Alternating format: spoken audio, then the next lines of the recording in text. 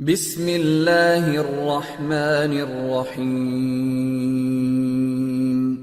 رب زدنی علما. غلط ڈائریکشن میں چلے جائیں گے. نص میں کچھ اور بات ہوگی اور آپ اس سے حکم کوئی غلط بیان کر رہے ہوں گے. جی ہاں آپ بالکل بیچ میں سوال کریں تاکہ انٹریکشن رہے. اچھا میں یہ کہہ رہا ہوں کہ یہ ہے نصوص شریعت کی اور یہ ہے شریعت کا حکم. پہلی بات تو یہ غلط فہمی دور ہو جانی چاہیے کہ نص اور حکم ایک چیز ہوتی نہیں. نص حکم نہیں ہوتا ہے، نص میں حکم ہوتا ہے نا. اس لیے کوئی بندہ صرف نص یاد کر لے تو ضروری نہیں. اگر نص میں حکم ہوتا تو فقیہ بننے کے لیے صرف حفظ کافی ہو جاتا. حدیثیں یاد کر لیں، قرآن کی آیتیں یاد کر لیں، فقیہ بن گئے. ایسا ہوتا ہے لیکن نہیں ہوتا ہے نا. کیوں؟ کیونکہ نص میں حکم ہوتا ہے، نص خود حکم نہیں ہوتی ہے. نص سے حکم نکالنا پڑتا ہے اور نص سے حکم نکالنے کے لیے ہم کو ضرورت ہوتی ہے بیچ میں اصولوں کی. ظاہر سی بات ہے پوری دنیا اصول پر چلتی ہے، اللہ تعالیٰ نے اصول ہی پر کائنات کو بنایا ہے. تو شریعت کی نصوص اگر آپ اصول صحیح نہیں ہوں گے تو شریعت کے نصوص سے آپ حکم نہیں نکال سکتے. بات سمجھ میں آ رہی ہے میری نا؟ نہیں سمجھ میں آئے تو اور ڈیٹیل میں جا کر کے اور ڈیپ میں جا کے ہم سمجھ سکتے ہیں، ہے نا. بھائی ہر کام کا اصول ہوتا ہے، ایسا نہیں کہ صرف فقہ میں اصول ہوتا ہے. ہر کام کی کچھ پرنسپلز ہوتے ہیں، اگر ان پرنسپلز کو آپ فالو نہیں کریں گے تو وہ کام صحیح سے نہیں ہو سکتا ہے. مثلا آپ لوگوں نے آپ کس چیز میں آپ کا گریجویشن ہے، آپ کس چیز میں؟ ہاں کامرس میں. تو کامرس میں بھی کچھ اصول ہوتے ہیں کہ نہیں ہوتے؟ آپ لوگ پڑھتے ہوں گے نا بھائی. مارکیٹ کی کچھ ڈیمانڈ ہوتی ہے، اس کا سپلائی ہوتا ہے، سپلائی کو کیسے ڈیمانڈ کے برابر کرنا پڑتا ہے نا. ہر فن میں سائنس تو پورا کا پورا اصول ہی ہے. گریوٹی ایک اصول ہے. مطلب آپ دیکھتے ہیں نا کہ فزکس کے اصولوں میں کتنی باریکی ہوتی ہے، کیونکہ کائنات کو اللہ تعالیٰ نے اصولوں ہی پہ پیدا کیا ہے. یعنی میں نے بعض ویڈیوز دیکھے، وہ ایک بڑا سا فزکس کا ٹیچر جو ہے وہ اتنا بڑا سا ایک وہ کیا بولتے ہیں لوہے کا بال لے کے لیا ہوا ہے، اور ہاں یا کوئی کلہاڑی لیا ہوا ہے اور وہ اپنے منہ کے پاس سے چھوڑ رہا ہے اور کھڑا ہوا ہے کہ اگر وہ واپس آ کر کے اس کو ٹچ کرے گا تو وہ زخمی ہو جائے گا. لیکن وہ پوری کانفیڈنس سے کھڑا ہے. کیوں؟ کیونکہ اس کو پتا ہے کہ فزکس بہت باریکی کے ساتھ اپنے اصولوں کو فالو کرتی ہے، اپنے لاز کو فالو کرتی ہے. کائنات پوری اصولوں سے بنی ہوئی ہے. تو شریعت کی بھی کچھ اصول ہیں.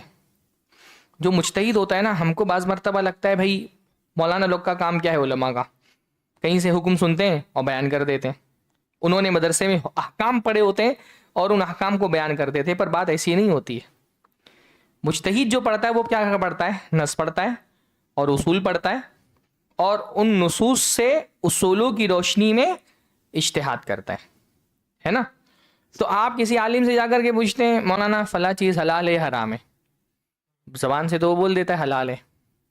آپ کو لگتا ہے یہ حلال اس نے کتاب میں پڑھا ہے؟ نہیں، اس نے تو نص پڑھی ہے. ہاں تو وہ زبان سے صرف حلال بول رہے ہیں، پر حلال بولتے ہوئے اس کے ذہن میں ایک پوری مشین ہے، ایک پورا علم ہے جو کام کر رہا ہوتا ہے. وہ دیکھ رہا ہوتا ہے اچھا نصوص ایسے ہیں ایسے ہیں اور ایسے ہیں. پہلے تو محدث کا کام آتا ہے. محدث کیا کرتا ہے؟ آپ کو ایک خام مال نکال کے دیتا ہے حدیث کی صورت میں. محدث اور اصولی اور فقی ان سب کی ڈیوٹی الگ الگ ہے. بھائی قرآن کی آیتیں تو واضح ہے نا. قرآن کی آیتوں میں بھی تھوڑا سا کام کیا ہوتا ہے، جو مفسرین ہوتے ہیں علم القراءات کے ماہرین وہ بھی کچھ کام کرتے ہیں. آپ کو قراتیں کون کون سی ہیں، کون سی قراتیں شاذ ہیں، یہ بھی ایک بحث آتی ہے. لیکن عمومی طور پہ قرآن مجید چلیے اس کی آیتیں ہیں آپ کے پاس، اس میں قرآن کی آیتوں میں صحیح اور غلط کا مسئلہ نہیں ہوتا ہے. کبھی کبھی استدلال کے لیے آپ کو شاذ قراتوں کا سہارا لینا پڑتا ہے. دوسری طرف حدیث کا مرحلہ آتا ہے. اب ایک فقیہ کو حدیث چاہیے اپنے مسئلے پر، وہ کام کون کر کے دیتا ہے؟ اس کو محدث کر کے دیتا ہے. محدث اس کو حدیث نکال کر کے دیتا ہے. میں ڈیوٹی الگ الگ بتا رہا ہوں، ممکن نہیں کیونکہ فقیہ محدث بھی ہو، پر میں بتا رہا ہوں کہ محدثین کی کیا ڈیوٹی ہے. محدثین نے کیا کیا؟ آپ کو حدیث کا ذخیرہ، اس میں صحیح غلط ضعیف حسن مقبول مردود ہر طرح کی روایتیں موجود ہیں. اس خام مال میں سے اس نے کیا کیا؟ آپ کو صحیح حدیثیں نکال کر کے آپ کے سامنے رکھ دی. پر صرف نصوص کا جاننا احکام کے لیے کافی نہیں. پھر دوسرا مرحلہ آتا ہے اصولی کا. جو اصولی ہے، اصول فقہ کا ماہر، وہ کیا کرتا ہے؟ آپ کو وہ قواعد بتاتا ہے، وہ ضوابط بتاتا ہے جس کے ذریعے سے مسائل اخذ کرنا ہے. مطلب اس اور بھی کام ہوتا ہے فقی کا. فقی پہلے تو آپ کو یہ بتاتا ہے کہ کون کون سی چیزیں ہیں جو آپ کے کام آنے والی ہیں, یعنی دلیلیں بتاتا ہے کہ شریعت میں کون کون سی چیزیں دلیل بن سکتی ہے. قرآن دلیل بنے گا, حدیثیں دلیل بنیں گی. حدیثوں کے الگ الگ اقسام ہوتے ہیں, متواتر حدیثیں, خبر واحد, ہے نا, اور ان میں ٹکراؤ ہو تو آپس میں کیا کرنا ہے, ناسخ منسوخ, وہ ایک دلیلوں کی بات بتاتا ہے. پھر ان دلیلوں سے استدلال کا طریقہ آپ کو نکال کر کے دیتا ہے, اصولی وہ بتاتا ہے استدلال کیسے کرنا ہے. ہاں, پھر جا کر کے فقی اس لائق ہوتا ہے کہ وہ آپ کے سامنے حکم بیان کر دے. تو آپ کسی عالم سے جب پوچھتے ہیں مسئلہ کہ فلاں چیز حلال ہے حرام ہے, بظاہر تو ایک جملہ بول رہے ہیں حلال ہے, پر یہ حلال کہاں سے نکلا ہے؟ وہ ایسا نہیں کہ اس نے لکھا ہوا تھا حلال اور اٹھ کر کے آپ کو بتا دیا. اس کے پاس نص تھی, اس نے پورا اس پہ غور و فکر کیا, اپنے جو اصول اس کے ذہن میں ہیں ان کو وہ کام میں لے کر کے آیا, اور ان اصولوں کی مشین سے گزار کر کے اس نے ایک جملہ نکالا ہے حلال. ہمارے یہاں جو ایک متعلمین کا طبقہ ہے نا, بردرز کا طبقہ, ان کا پرابلم یہ ہے کہ وہ پڑھتے ہیں حلال اور بول دیتے ہیں کہ حلال ہے, پر ان کو یہ نہیں پتا ہوتا ہے کہ ایک فقیہ یا ایک مجتہد وہ ایک نص سے حکم تک پہنچنے کے لیے کتنی وادیاں طے کرتا ہے, کتنا لمبا سفر وہ کرتا ہے. وہ اس نص کو پروسیس کرتا ہے پورا اس نظام میں جو اس نے اصول فقہ کا پڑھا ہوا ہے, اور اس پروسیس کے بعد جا کر کے وہ ایک چیز نکال کے لاتا ہے جس کو ہم کہتے ہیں حکم. اس نے تو کہہ دیا نماز واجب ہے اور اقیم الصلاۃ, پر اس کے بیچ میں ایک پورا پروسیس ہے نا, وہ گیا ہے اور اس نے اصول فقہ پڑھی ہے. اب اصول فقہ میں اس نے پڑھا ہے, نحو بھی پڑھا ہے اس نے اصول فقہ میں, اس نے پڑھا ہے کہ افعال کتنے قسم کے ہوتے ہیں, فعل کبھی ماضی ہوتا ہے, کبھی مضارع ہوتا ہے, کبھی امر ہوتا ہے. تو یہاں پر اقیمو کیا ہے, فعل امر ہے. پہلے اس نے نحو پڑھی ہے نا. پھر اس نے اصول فقہ میں پڑھا ہے کہ الامر یدل علی الوجوب, امر جو ہے وہ وجوب پہ دلالت کرتا ہے نا, یہاں پہ آیا ہے وہ. پھر اس نے اس اصول, اب اس کو اپلائی کرنا ہے نا, وہ پہلے سوچ رہے کہ یہاں پہ کون کون سے قاعدے اپلائی ہوں گے. پھر اس نے اس قاعدے کو جو پڑھا تھا اپلائی کر کے یہ حکم آپ کو نکال کر کے دیا ہے کہ نماز پڑھنا واجب ہے. اس بیچ میں جو پروسیس ہے یہاں ہم کو ضرورت پڑتی ہے کس کی, اصول فقہ. اصول فقہ اس دور میں پڑھانا اس لیے بھی ضروری ہے تاکہ لوگوں کو پتہ چلے کہ شریعت کا حکم بیان کرنا حلوہ نہیں ہے. یہ جو تعلم اور دین میں بغیر کسی علم کے گفتگو کرنے کا جو مزاج لوگوں کا بنا ہے نا, اس کی وجہ یہ ہے کہ لوگوں کو پتہ ہی نہیں ہے کہ ایک عالم دین یا ایک فقیہ جب گفتگو کرتا ہے تو اس کی بیس کیا ہوتی ہے.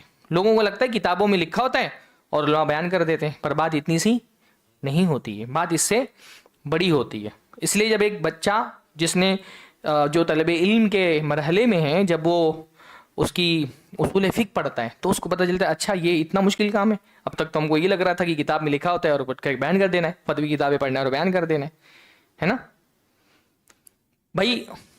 اذا نودی للصلاۃ من یوم الجمعۃ فسعوا الی ذکر اللہ وذروا البیع, جب جمعہ کی اذان دی جائے, جمعہ کے لیے پکارا جائے, تو نماز کی طرف چل پڑو اور کاروبار کو چھوڑ دو. ہم کہہ رہے ہیں جمعہ کے اذان کے بعد بے حرام ہے. اللہ تعالیٰ نے فرمایا ذروا البیع, کاروبار کو, بے کو چھوڑ دو, ہے نا. تب یہ ضرور اس نے پڑھا.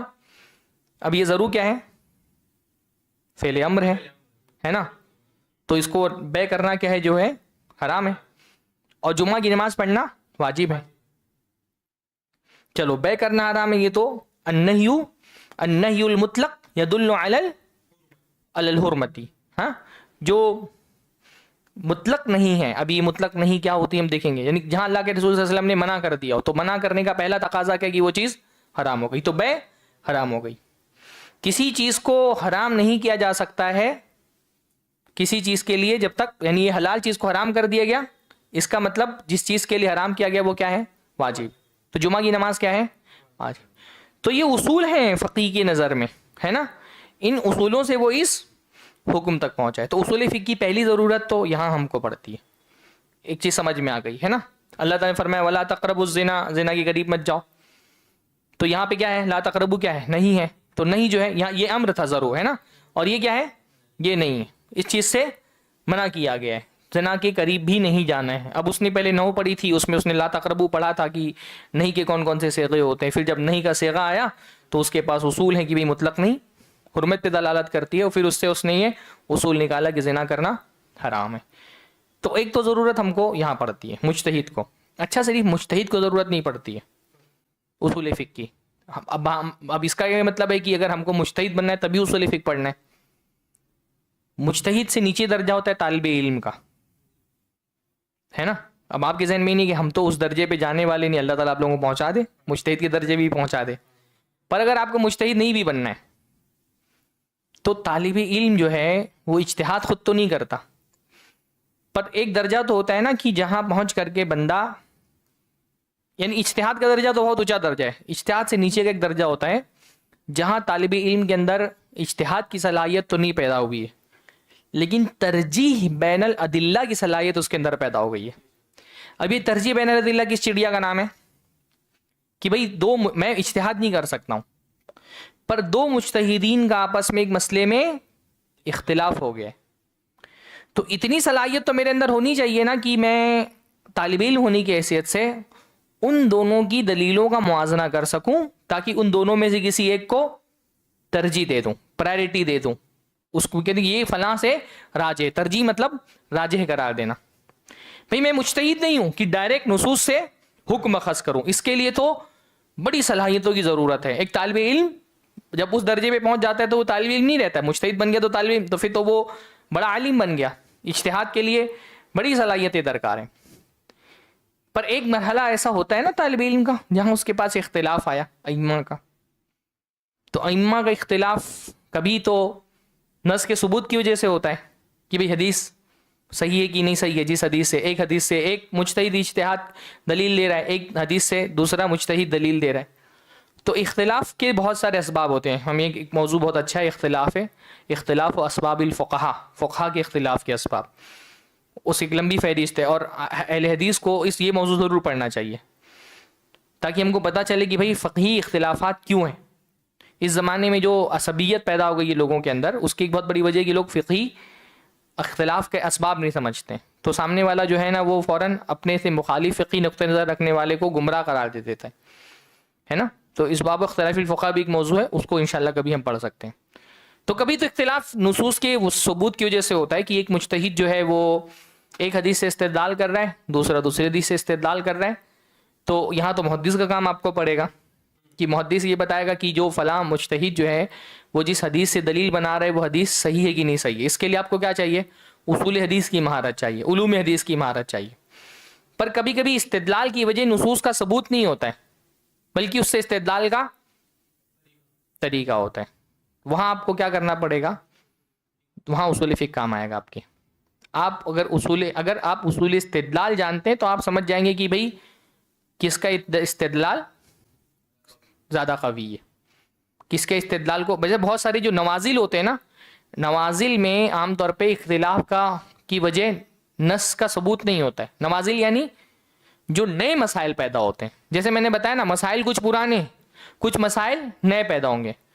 نئے مسائل میں اختلاف کو سمجھنے کے لیے بھی آپ کو اصول فقہ کی ضرورت ہے, اور اس اختلاف میں ترجیح دینے کے لیے بھی آپ کو کس کی ضرورت ہے, اصول فقہ کی ضرورت ہے. جیسے ایک مشہور مسئلہ میں بتاتا ہوں. ابھی جو کیمرہ سے لی گئی تصویریں, جو کیمرے سے تصویر لیتے ہیں امیج, اب اللہ کے نبی کے زمانے میں ظاہر سی بات ہے کہ کیمرہ تو تھا نہیں, تو اسے کیمرے سے لی گئی تصویروں کے بارے میں آپ کو کوئی حکم ڈائریکٹ تو نہیں ملے گا کہ بھئی کیمرے سے لی گئی تصویروں کا حکم یہ ہے. اللہ کے نبی نے فرمایا کیمرے سے لی گئی تصویریں حرام ہیں. اللہ کے نبی کے زمانے میں حکم ہے, کون سا حکم ہے, اس زمانے میں جو ہاتھ سے تصویریں بنائی جاتی تھیں اس کے بارے میں فرمایا کہ جو مصور ہے اس کو قیامت کے دن سب سے سخت ترین عذاب ہوگا. تو اس کے بارے میں تو نص مل گئی ہم کو, ہے نا. کیمرہ تو اس زمانے میں ایجاد نہیں ہوا تھا, تو جو کیمرہ اس زمانے میں ایجاد نہیں ہوا تھا تو کیا اس کی تصویر کے بارے میں شریعت میں کوئی حکم نہیں ہوگا؟ حکم تو ہوگا, کیونکہ ہم نے شروع میں کہا نا کہ شریعت, بھائی شریعت اگر کسی چیز میں حکم نہ بتائے تو ناقص ہو جائے گی شریعت, کیونکہ یہ تو چیز ہے نا. اب مجھ کو پتہ لگانا ہے نا کہ اس سے اللہ تعالیٰ خوش ہوتا ہے یا ناراض ہوتا ہے, تو شریعت تو رہنمائی کرے گی, لیکن شریعت کے نصوص تو لمیٹڈ ہیں, محدود ہیں, اور مسائل تو لامحدود ہے، میں نے کہا نا مسائل تو بہت لامحدود ہیں، پر حکم تو لگانا پڑے گا. تو آپ کو کیا کرنا پڑے گا؟ شریعت کے اصولوں کو جاننا پڑے گا، پھر اس کو اپلائی کر کے دیکھنا پڑے گا کہ یہ کس کیٹیگری میں جا رہا ہے. واجب کی کیٹیگری میں جا رہا ہے، حرام کی کیٹیگری میں جا رہا ہے، مستحب کی کیٹیگری میں جا رہا ہے، مباح کی کیٹیگری میں جا رہا ہے، مکروہ کی کیٹیگری میں جا رہا ہے. آپ کو ڈھونڈنا پڑے گا. اب مجتہد جب ایک نئی چیز آئی، اب کیا کرے گا؟ مجتہد آئے گا پہلے، اور وہ اپنے اصولوں کی روشنی میں اجتہاد کرے گا. اب اجتہاد ہوا تو اختلاف ہو گیا. نوازل میں اس طرح کا اختلاف ہوتا ہے کہ ایک مجتہد آیا اور اس نے کہا کہ یہ تو تصویر ہے، اللہ کے نبی صلی اللہ علیہ وسلم کے زمانے میں تصویر حرام تھی، اللہ کے نبی صلی اللہ علیہ وسلم نے مصورین کے لیے یہ عذاب رکھا ہے، اور اس نے کہا کہ میرے سے تصویر حرام ہے، کیونکہ اس کا ایک پہلو یہ ہے کہ یہ تصویر ہے، ایک ایسپیکٹ سے یہ تصویر کے مشابہ. تصویر تو ایک دم واضح نہیں، پر تصویر کے مشابہ. دوسرا مجتہد آیا، اس نے کہا نہیں، وہ تصویر تو ہاتھ سے بنائی جاتی ہے، یہاں تو ہاتھ سے کچھ بن نہیں رہا ہے، یہ تو آئینے کے عکس کی طرح ہے جس کو محفوظ کر لیا گیا ہے نا. امیج کیا ہوتی ہے؟ عکس ہوتی ہے، اس لیے اس کو امیج کہا جاتا ہے نا. تو امیج جو ہے وہ کیا ہوتی ہے؟ آئینے میں دکھنے والا عکس ہے. تو دوسرا مجتہد کہہ رہا ہے کہ یہ عکس ہے، یعنی ایک شے جو اللہ کے نبی کے زمانے میں نہیں موجود تھی، وہ اپنے ایک پہلو سے ایک حرام شے کے قریب ہے، اور ایک پہلو سے ایک حلال شے کے قریب ہے نا. ایک پہلو سے یہ حرام کے مشابہ لگ رہی ہے، ایک پہلو سے یہ حلال کے مشابہ لگ رہی ہے. ایک مجتہد جو کہہ رہا ہے حرام ہے، وہ کیا کہہ رہا ہے؟ وہ کہہ رہا ہے کہ یہ اللہ کے نبی صلی اللہ علیہ وسلم کے زمانے میں تصویریں پائی جاتی تھیں، ان تصویروں کے مشابہ، اس لیے اس پر حرام والا فتویٰ لگاؤ. اب یہ اجتہادی کر رہا ہے نا، یہ قیاس کر رہا ہے نا. اس کو قیاس و شبہ کہا جاتا ہے کہ ایک چیز اپنے ایک پہلو سے حرام سے قریب لگ رہی ہے. دوسرا مجتہد کہہ رہا ہے نہیں، آپ ذرا اس پہ غور کریں، یہ تو جیسے ہم آئینے میں عکس اپنا دیکھتے ہیں، آئینے میں عکس ہے، وہ بس ہم اپنے ہاتھ سے تو کچھ نہیں بنا رہے، یہ آئینے کا عکس ہے، تو بھائی وہ عکس کے مشابہ ہے. اور آئینے میں عکس دیکھنا حلال ہے کہ حرام ہے؟ حلال ہے. تو وہ کہہ رہا ہے جب آئینے میں عکس دیکھنا حلال ہے، تو اگر اس عکس کو محفوظ کر لیا جائے تو وہ حرام کیوں ہوگا؟ اب مجتہدین میں اختلاف ہو گیا. اس اختلاف کو پہلی بات تو سمجھنے کے لیے آپ کو اصول فقہ چاہیے، ہے نا. کہ قیاس کر رہے ہیں دونوں، نص کسی کے پاس بھی موجود نہیں ہے، کیونکہ نص تو اس وقت ہوتی نا جب یہ شے اللہ کے نبی زمانے میں پائی جاتی. نص جو اللہ کے نبی زمانے میں پایا ہی نہیں جاتا تو نص تو اس کے بارے میں نہیں ملے گا، کلیئر کٹ ٹیکسٹ نہیں ملے گا اس کے بارے میں، صریح ٹیکسٹ نہیں ملے گا. آپ کو قیاس کرنا پڑے گا. دونوں لوگ قیاس کر رہے ہیں، دونوں لوگ قیاس کر رہے ہیں. اب یہ قیاس لفظی جو میں بول رہا ہوں نا، یہ کب آپ کو پتا چلے گا قیاس کس کو کہتے ہیں؟ جب آپ نے اصول فقہ پڑھا ہے نا. اگر اصول فقہ نہیں پڑھا ہوگا تو آپ سمجھ ہی نہیں پائیں گے کہ اختلاف کیوں ہو رہا ہے اس پر. جو بہت سارے جاہل ہیں نا، وہ کہتے ہیں بھائی یہ اللہ کے زمانے میں پیدا نہیں ہوا تو مولویوں کو یہ کام ہی نہیں دینا چاہیے کہ اس کے بارے میں بات کریں. آپ کو ایک لبرل مائنڈیڈ طبقہ ایسا ملے گا نا جو کہیں کہ بھائی مولوی اس کے بارے میں کیوں بات کرتے ہیں، یہ چیز تو اللہ کی شریعت کا حکم، شریعت کے دائرے میں تو پوری کائنات آئے گی، ہے نا. یعنی فقیہ کے پاس ہر کوئی آتا ہے، فقیہ کے پاس انجینئر بھی آئے گا، فقیہ کے پاس ڈاکٹر بھی آئے گا، کیونکہ شریعت کا حکم تو بہرحال فقیہ ہی بیان کرے گا، ہے نا. کوئی آپریشن کرنا ہے تو بھی وہ ڈاکٹر فقیہ کے پاس آئے گا اور وہ اس سے سوال کرے گا. تو شریعت کے دائرے میں تو ہر چیز آئے گی. جو بہت سارے جاہل لوگ بولتے ہیں نا کہ بھائی مولوی ان چیزوں میں بات کیوں کرتے ہیں، بھائی مولوی اس کے ایجاد کے بارے میں بات نہیں کرے گا، پر جو عالم ہے وہ یہ تو حکم دیکھے گا نا کہ یہ شریعت کے اصولوں میں سے کہاں اس کو اپلائی کرنا ہے، اس کو کس کیٹیگری میں رکھنا ہے. اب یہ جو قیاس میں بار بار بول رہا ہوں، آپ کے تو سمجھ میں آ رہا ہے. کیوں سمجھ میں آ رہا ہے؟ کیونکہ یہ قیاس آپ نے پڑھا ہوگا، سنا ہوگا. شریعت جس نے قیاس نہیں سنا اس کو اختلافی سمجھ میں نہیں آئے گا، کیونکہ کیمرہ اللہ کے زمانے میں ایجاد ہی نہیں ہوا تھا، تو علماء اس کو لے کر کے لڑائی کیسے کر رہے ہیں؟ کیونکہ علماء قیاس کر رہے ہیں. یہاں ہم کو قیاس کی ضرورت پیش آتی ہے. شریعت کچھ چیزوں کو کلیئر کٹ نصوص میں بیان کر دیتے ہیں، اور کچھ اصول شریعت نے رکھے ہیں. ان اصولوں کی بنیاد پر مجتہد اجتہاد کر کے بعد میں آنے والے مسائل کو کسی ایک کیٹیگری میں رکھتا ہے، اس پر کوئی حکم بیان کرتا ہے اجتہاد کے ذریعے سے، قیاس کے ذریعے سے. تو میں نے بتایا نا کہ جو کچھ چیزیں جو نوازل میں سے نہیں ہیں، پرانی ہیں، ان میں بھی آپ کو حکم تک پہنچنے کے لیے اصول فقہ کی ضرورت ہوتی ہے. پھر جو نئے مسائل پیدا ہوتے ہیں ان کو بھی سمجھنے کے لیے، استدلال کرنے کے لیے، حکم بیان کرنے کے لیے بھی آپ کو ضرورت ہے. اور حکم نہیں بھی بیان کرنا ہو تو فقہا کے اختلاف کو سمجھ کر کے ان کی دلیلوں میں قوت تلاش کرنے کے لیے اور ایک دلیل کو دوسری دلیل پر ترجیح دینے کے لیے آپ کو کس چیز کی ضرورت ہوتی ہے؟ اصول فقہ کی ضرورت ہے. تو اصول فقہ کے بغیر تو مجتہد بھی نہیں بن سکتے آپ اس طالب علم کے درجے پہ جانے کے لیے جو مجتہدین کے اختلاف کو سمجھ سکے اور ان اختلافات میں ترجیح دے سکے. اس کے لیے بھی آپ کو کیا چاہیے؟ اصول فقہ چاہیے تاکہ آپ ان کے اصول استدلال کو سمجھیں نا، وہ استدلال کیا کر رہے ہیں. جب ان کے استدلال کو سمجھیں گے تبھی تو سمجھ میں آئے گا کہ اس کا استدلال سمجھ رہے ہیں نا، مسائل کو ڈرائیو کرنا ہے نا، مسائل سے احکام کو ڈرائیو کرنا، مسائل سے حکم نکالنا. تو مجتہدین جو حکم نکال رہے ہیں تو اس میں سے کس کا حکم زیادہ صحیح ہے، کس کا حکم صحیح کم مطلب راجح ہے، مرجوح ہے، اس کو سمجھنے کے لیے بھی ہم کو اصول فقہ کی ضرورت ہے. تو اصول فقہ ایک بہت بڑا فن ہے. دیکھیے عقیدہ بھی بہت اہم ہے، ظاہر سی بات ہے، عقیدے میں دین میں سب سے اہم عقیدہ ہے. پر آپ دیکھیں گے کہ عقیدے کا جو دائرہ ہے وہ بہت وسیع نہیں ہے، بلکہ ایک مسلمان اگر اجمالی طور پہ بھی عقیدے والی چیزوں میں بہت ڈیپ میں نہ جائے اور اجمالی طور پہ ایمان رکھے تو بھی اس کے لیے کافی ہو جائے گا، ہے نا. اس لیے عقیدے کا موضوع بہت وسیع نہیں ہے، پر اصول فقہ کا موضوع بہت لمبا ہے، بہت وسیع ہے، اس کا دائرہ بہت بڑا ہے. اہم تو زیادہ عقیدہ ہے، پر دائرہ کس کا زیادہ بڑا ہے؟ اصول فقہ کا، کیونکہ فقہ کا دائرہ بہت بڑا ہے. عقیدے کا دائرہ بیسک، یعنی ایک مسلمان جتنا زیادہ اجمالی عقیدہ رکھتا ہے نا، بہت ڈیپ میں اگر نہیں جاتا ہے تو اللہ تعالیٰ کے اس کی پکڑ نہیں ہوگی. جیسے ہم جو عام مسلمان ہیں، کیا اس کو ہم وہ سارے مباحث پڑھاتے ہیں جو ہم عقیدے کی کتابوں میں پڑھتے ہیں؟ نہیں پڑھاتے ہیں. پڑھائیں گے تو اس کے سمجھ میں بھی نہیں آئے گا. اب اس کو القواعد المثلیٰ لے کے اگر بیٹھیں گے تو اس کے تو سب سر کے اوپر سے چلا جائے گا. ہاں، جہمیہ کا عقیدہ، معتزلہ کا عقیدہ، اشعریہ ماتریدیہ کا عقیدہ، تعویل، تعطیل، تکییف، تمثیل، قدر مشترک، اس کے تو سمجھ میں نہیں آئے گا. تو مسلمان اگر اجمالی طور پہ عقیدہ رکھتا ہے اس کے لیے کافی ہے نا. اوور آل اس کو بیسک چیزوں کا علم ہونا چاہیے، بہت ڈیپ میں جا کر کسی نے. پر فقہ کا دائرہ بہت بڑا ہے نا. اس سے کتاب الایمان ہی کتاب ہوگی، لیکن اس کے بعد جب فقہ شروع ہوتا ہے تو نماز بھی فقہ کے دائرے میں آتی ہے، روزہ، حج، زکوٰۃ، پہلے تو عبادات کی ساری چیزیں ہیں نا وہ آ جائیں گی. پھر اس کے بعد پھر معاملات شروع ہوں گے، نکاح، طلاق، خلا، بیوع، ہے نا. پھر جو قوانین ہیں، حدود، قصاص، ہے نا، یہ ساری چیزیں. تو فقہ کا دائرہ بہت بڑا ہے، اسی لیے اصول فقہ کا دائرہ بھی بہت بڑا ہے. حالانکہ اصول فقہ میں جو ہم سیکھتے ہیں اصول استدلال، ان کا تعلق صرف فقہ سے بھی نہیں ہوتا ہے. جیسے آپ جو استدلال کی بحث سے سیکھتے ہیں اس کا کام آپ کو عقیدے میں بھی پڑتا ہے. اس لیے آپ دیکھیں گے جو بڑے علماء اصول فقہ کے ماہر ہوتے ہیں وہ عقیدے کی بھی ماہر ہوتے ہیں. شیخ ابن عثیمین اصول فقہ کی بھی ماہر ہیں، اور کیونکہ اصول آپ سیکھ رہے ہیں نا، تو نصوص سے استدلال کے اصول جب آپ سیکھ لیتے ہیں تو یہ اصول آپ کو کہاں کام آتے ہیں؟ آپ کو عقیدے میں بھی کام آئیں گے.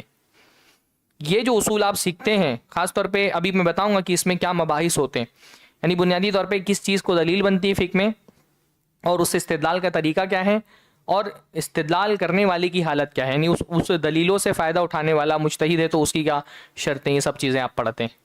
تو یہ اصول ایسا نہیں کہ اصول فقہ آپ سیکھ لیں گے تو صرف آپ کے فقہ میں کام آنے والا ہے، اس کا کام آپ کے عقیدے میں. اس لیے آپ دیکھیں گے بڑے جو علماء ہیں نا، جو اصولی ہیں، وہ آپ دیکھیں گے کہ وہ جیسے شیخ سلیمان رحیلی ہیں، وہ جو ہیں اصولی ہیں تو وہ عقیدے کی بھی ماہر ہے. اصول عام طور پہ آپ دیکھیں گے جو اصول فقہ کے ماہر ہیں وہ عقیدے کی بھی ماہر ہوتے ہیں.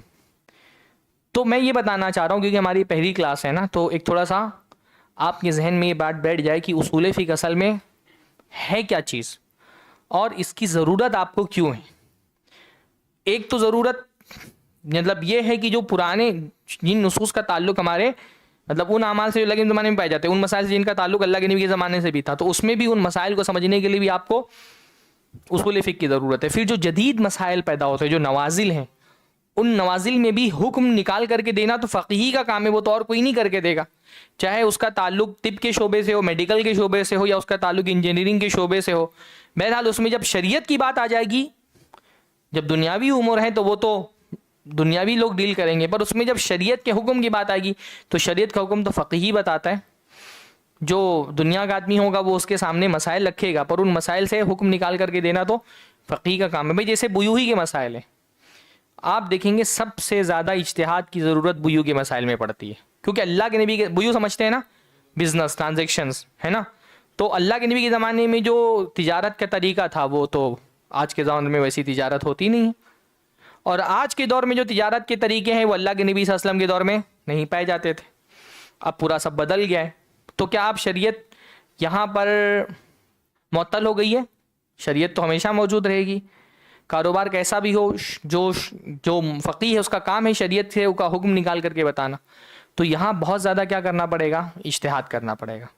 جدید جو اب اس میں مجتہد کا کام کتنا سارا ہو جاتا ہے. پہلے تو وہ اللہ کے نبی صلی اللہ علیہ وسلم کی جو نصوص ہیں ان کو پڑھتا ہے, پھر ان سے وہ کچھ اصول نکالتا ہے, پھر ان اصولوں کو وہ آج کے جدید دور کے کاروبار پر اپلائی کر کے دیکھتا ہے کہ اس میں کون سا اصول جو ہے وہ اپلائی کرنا ہے نا.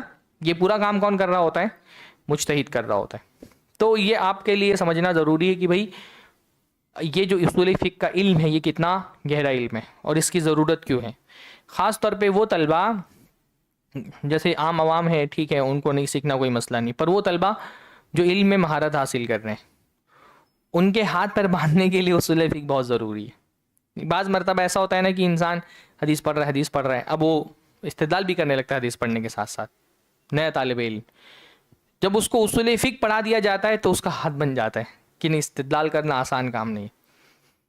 سمجھ رہے میں کیا بول رہا ہوں؟ ماشاءاللہ آپ لوگ ایک درجہ کیونکہ آگے جا چکے ہیں, آپ پرو لیول طلبہ ہیں نا, تو جو طلبہ پرو لیول ہوتے ہیں ان کو اصول فقہ پڑھانا چاہیے تاکہ وہ فتوی کی لائن میں نہ چلے جائیں.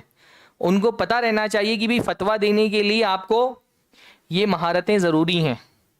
ورنہ اہل حدیثوں کے ساتھ یہ بہت بڑا مسئلہ ہے کہ نوجوان 4 نصوص پڑھ لیتے ہیں اور اپنے آپ کو ابن تیمیہ سمجھنے لگتے ہیں, فتویٰ دینا ہی شروع کر دیتے ہیں.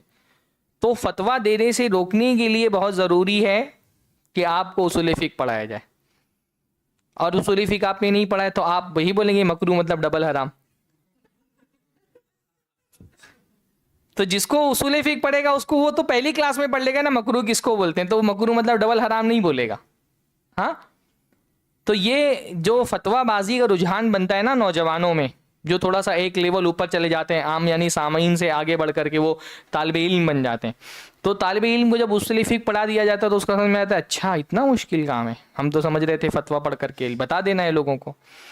تو فتویٰ پڑھ کے بتا دینے کا نام نہیں, اس کو جب سمجھ میں آتا ہے کہ اچھا ایک عالم ان مرحلوں سے گزر کر کے حکم بتاتا ہے تو وہ اس کے اندر ایک خوف پیدا ہوتا ہے شریعت کے بارے میں.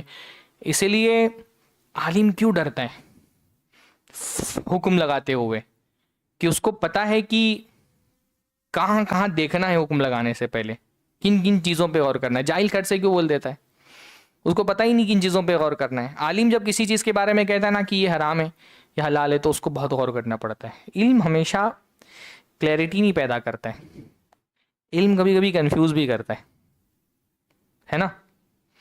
عالم بعض مرتبہ مسائل بتانے میں کیوں کنفیوز رہتا ہے کہ اس کو دیکھنا ہے کہ اچھا یہ ہے, یہ دلیل ایسا در, لیکن اس کے خلاف تو یہ دلیل آ رہی ہے, تو یہ آ رہی ہے, یہ آ رہی ہے, تو وہ اس کو پروسیس کرنے میں ٹائم لگتا ہے. کبھی وہ پروسیس کر کے ایک نتیجے پہ نہیں پہنچ پا رہے. جاہل کھٹ سے کیوں بول دیتا, اس کو کچھ پروسیس ہی نہیں کرنا ہے, ایک چیز سوچا اور بیان کر دیا.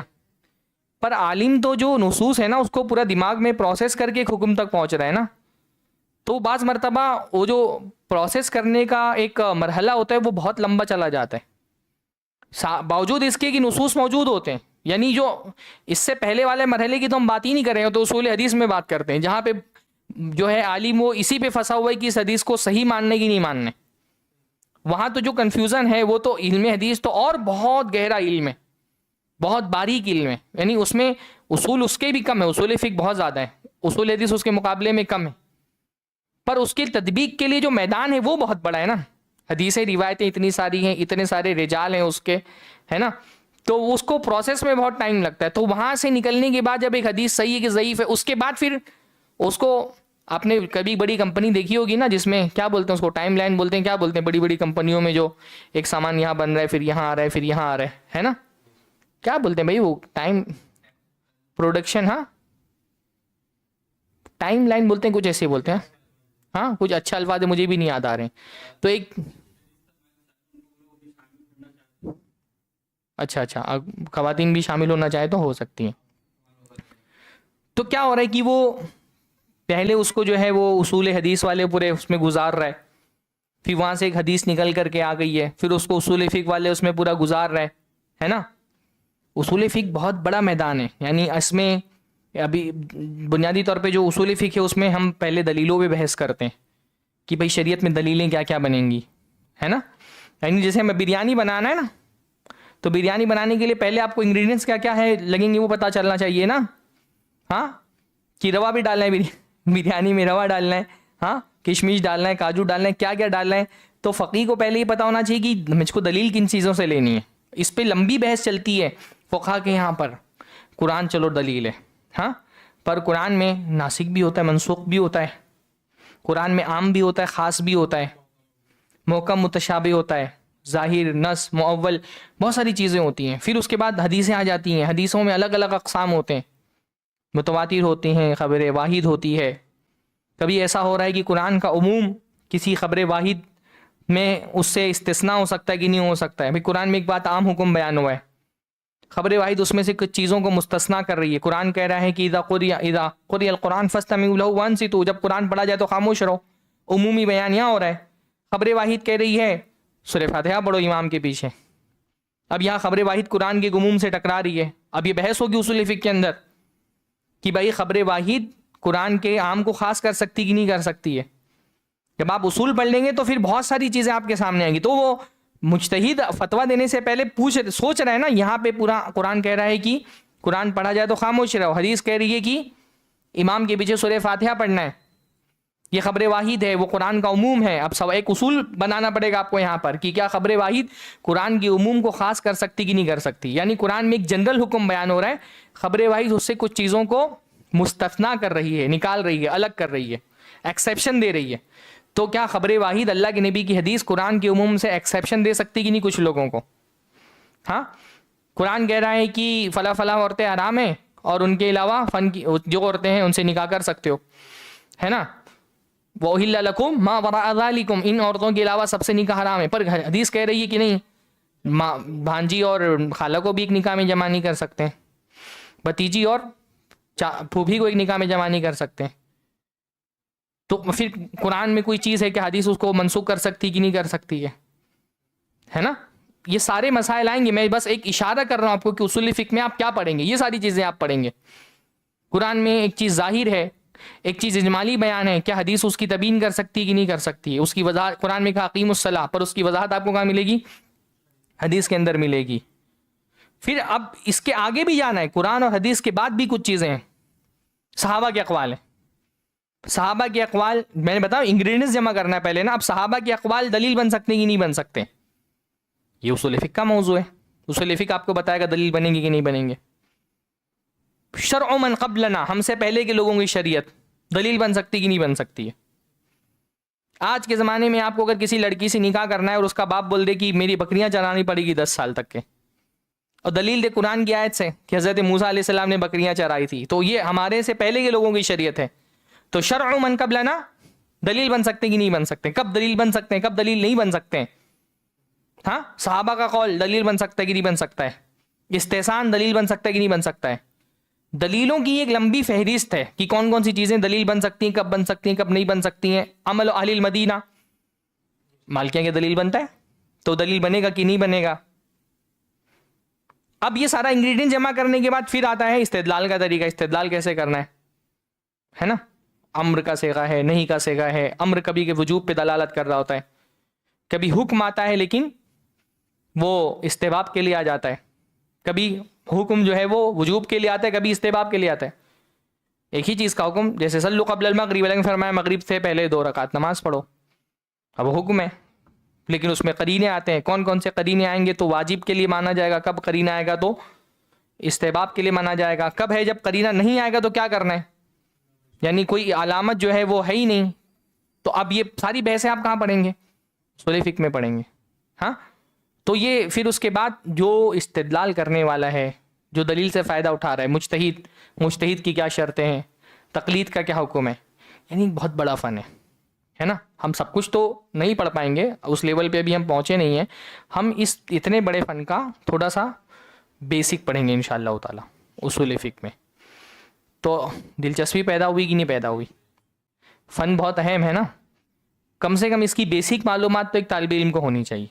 خاص طور پہ جو لوگ نصوص پڑھ رہے ہیں, حدیثیں پڑھ رہے ہیں, ان کو پتہ ہونی چاہیے تاکہ ہم سمجھ سکیں کہ شریعت میں گفتگو کرنا کتنی اہم چیز ہے. اس کے لیے کتنا مہارت چاہیے, اسکلز چاہیے. ایسے ہی ہم کو پھر اس سے اپنی شریعت کی عظمت سمجھ میں آتی ہے.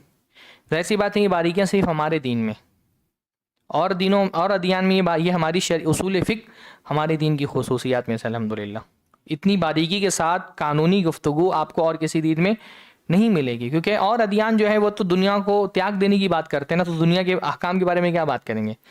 ہمارا دین ہم سے دنیا میں رہنے کا تقاضا کرتا ہے، تو پھر ہم کو دنیا کی ہر چیز کے بارے میں بات کرنی پڑے گی۔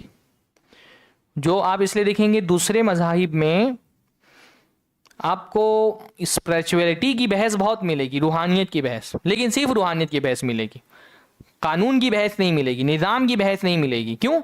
کیونکہ ان کا نظام ہے ہی نہیں نا، ان کے پاس صرف روحانیت ہی روحانیت ہے، اخلاقیات ہی اخلاقیات ہیں، نظام کے نام پہ وہ زیرو ہیں۔ پر اسلام صرف ہم کو روحانی تعلیمات دے کر کے چھوڑ نہیں دیتا ہے، وہ دنیا میں رہنے کا ہم کو ایک نظام دیتا ہے۔ آپ دیکھیں گے اس وقت دنیا میں اسلام کے لیے جو ایک نفرت پائی جاتی ہے نا، جو ایک ویسٹرن کلچر کا ٹکراؤ آپ دیکھتے ہیں صرف اسلام سے ہوتا ہے، اس کی وجہ کیا ہے؟ دوسرے مذاہب ان سے ٹکراتے نہیں ہیں، وہ تو کسی میں بھی مرج ہو جائیں گے نا، جہاں پہ نظام ہی نہیں ہے جس مذہب کے اندر صرف روحانیت ہی روحانیت ہے، تو وہ کہیں پہ بھی مرج ہو جائے گا۔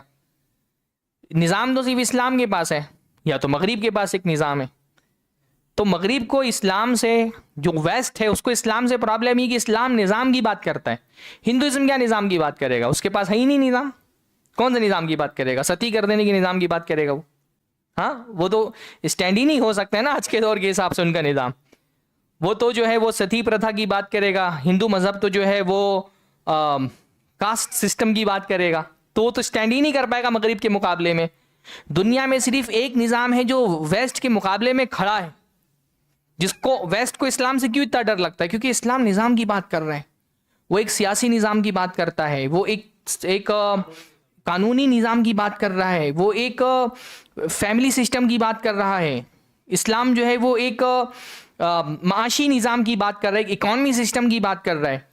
اسلام کے علاوہ کون سا مذہب ہے جو مغرب کے سامنے کھڑے ہو کر کے بولے گا کہ تمہارے سیاسی نظام کے مقابلے میں اس سے بہتر سیاسی نظام ہمارے پاس ہے، تمہارے قانونی اور عدالتی نظام کے مقابلے سے بہتر عدالتی نظام ہمارے پاس ہے، تمہارے فیملی سسٹم کے مقابلے میں ایک اچھا فیملی سسٹم ہمارے پاس موجود ہے؟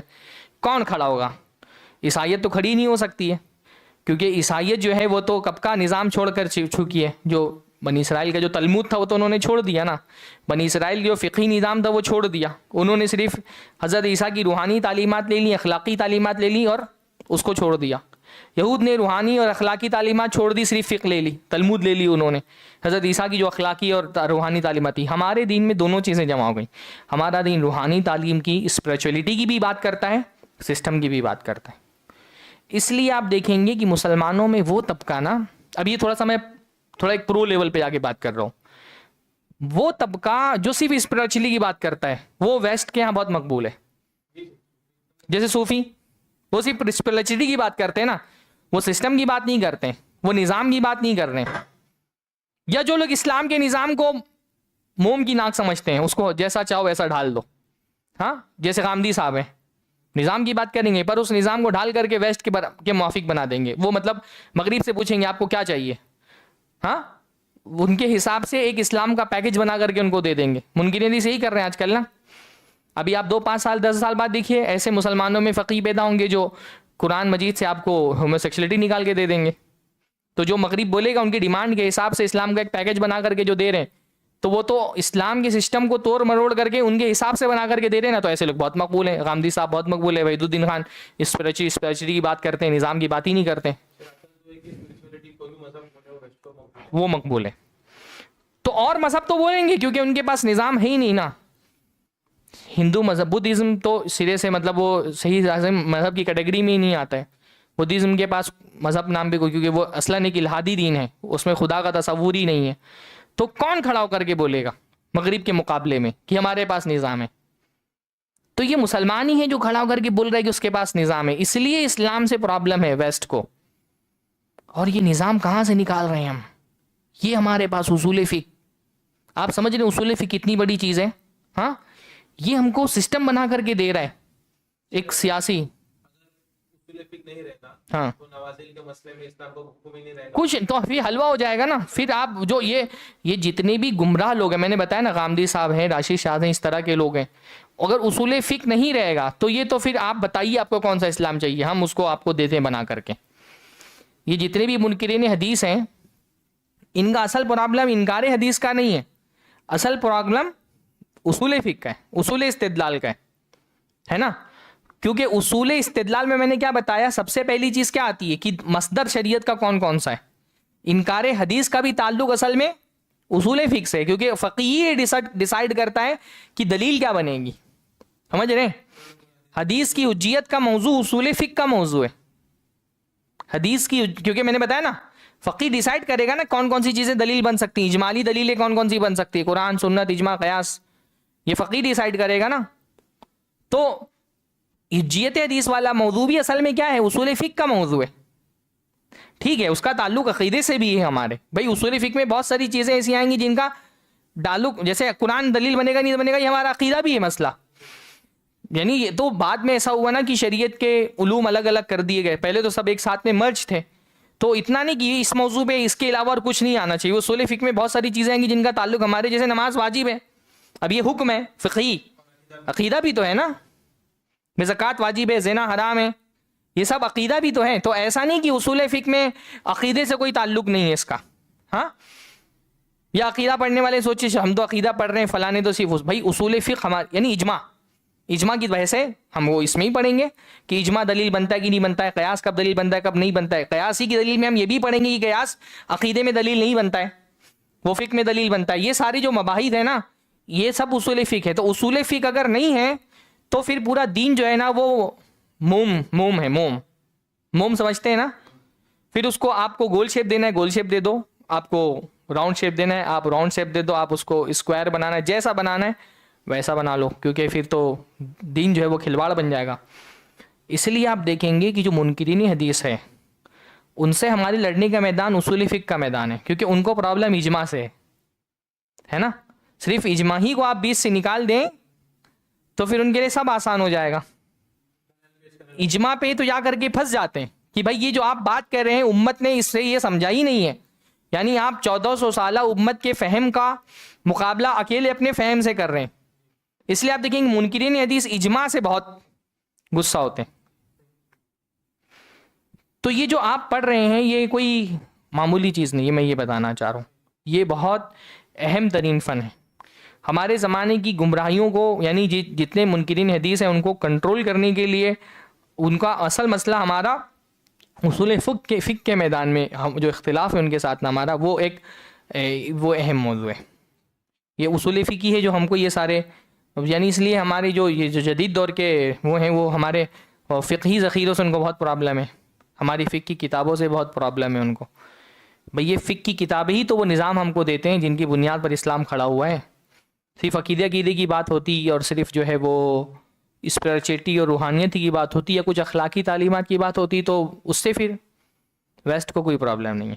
پر یہ ہماری فقہ ہے الحمدللہ جو ان کی آنکھوں میں آنکھیں ڈال کر کے اور ان کو چیلنج کر رہی ہے. اور اسی فقہ کے جو عمارت ہے اس کو گرا دینا ان کی کوشش ہے. اور یہ جو منکرین حدیث اور لبرل ٹائم کے کچھ اسکالر جن کو کہا جاتا ہے ان کو کھڑا ہی اسی لیے کیا گیا ہے تاکہ مسلمان جو یہ فقہ کی عمارت کھڑی کر کے رکھے ہوئے ہیں اس کو یہ لوگ ڈھا دیں.